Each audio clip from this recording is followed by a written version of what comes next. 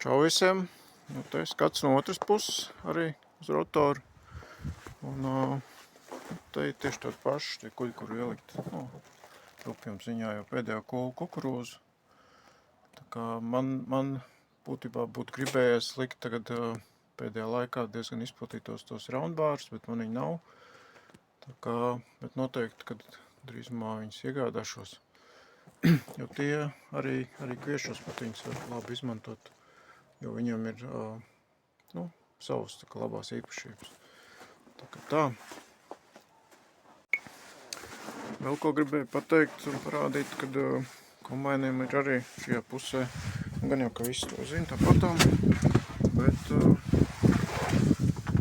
ir jālieto dažreiz šitās te skrūvītes, ka paregulēt, uz kur pusi tā kā tieši izklūšanas daļa, visu rotoru neko tur nevar pamainīt, bet tieši izklūšanas pirmās divas tā kā sekcijas sanāk var pavirzīt vai pa labi vai pa kreisi.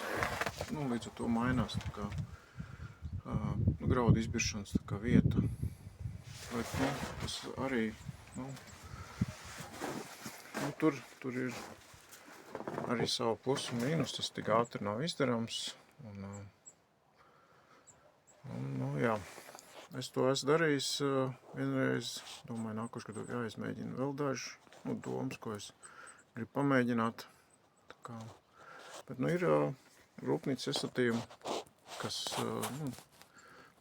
būtu pamatā jāiestat, un tad var tālāk koriģēt, kā vajag.